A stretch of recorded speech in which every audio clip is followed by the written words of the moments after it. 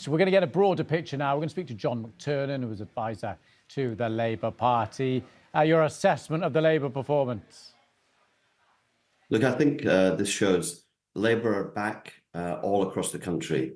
I was particularly struck yesterday by the Police and Crime Commissioner vote in Cumbria. Normally the Tories pick up Cumbria because the North votes Labour, the South votes Lib Dem, and the Tories get a vote all across the county. Labour holds no parliamentary seats in Cumbria, but Labour has got 5 targets there. It's now got a Police and Crime Commissioner on a 22% swing. The Blackpool result speaks for itself, a 26% swing. We'd all be talking about Blackpool. It'd be the only thing we were talking about today because it's such a massive swing, 26%. We're not talking about it because it's only the 3rd biggest swing in a by-election for decades. And the 2 biggest ones were Labour against Rishi Sunak's government just recently. So there's something going on. Lincoln, a near wipeout for the Tories. Redditch, a massive win for Labour, both those target seats. Labour, was it a 30% swing to Labour in the wards I was looking at? In Plymouth, another target.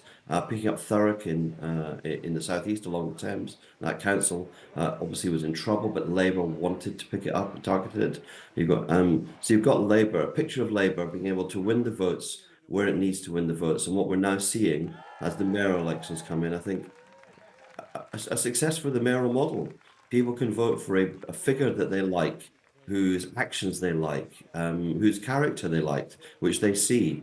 But it's really hard for Rishi to become an Andy Street figure or to become a Ben Huchin figure. But before we come on to the Prime Minister, what about the arguments that, turnout is pretty low, we haven't had many results, and governing parties usually take a bit of a kicking in circumstances like this, so it's best not to get overexcited?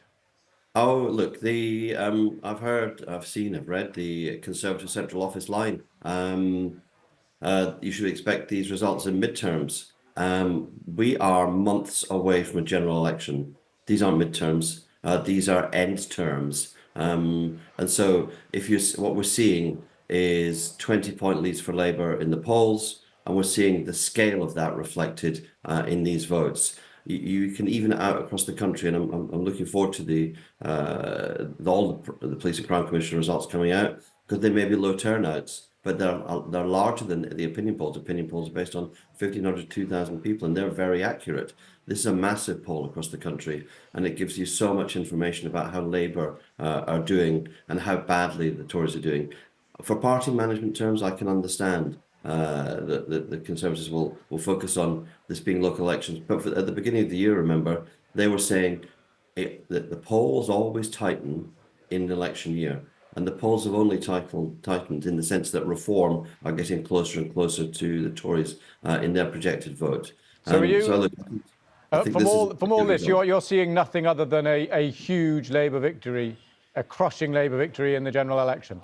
No, I see another thing, which is I think there's a huge expectation in the country that the polls will be translated into a Labour victory at a general election. And I think in a way we're seeing what the public will be looking like if there were a Labour government.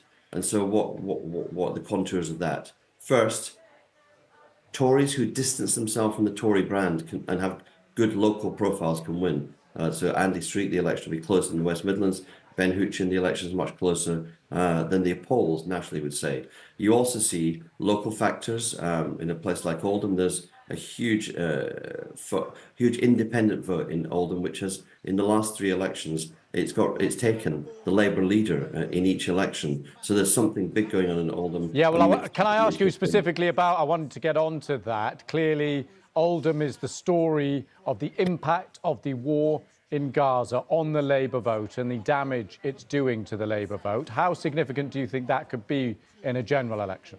So I've not looked at the Oldham results in detail because I know that in Oldham there are local candidates who run as independents on conspiracy theory about child sex abuse. So there's something strange going on in Oldham. There has been for the last 3 years. But I want to say, it's part of my point about this is what Labour is going to look like. Labour will be the largest part of 2/3 of the voters in the country who are voting. Lib Dem, Labour, Green. Those are progressive voters. Labour needs to do 2 things to defend itself on its left. It's doing really well to defend it, losing votes to the Tories or Reform.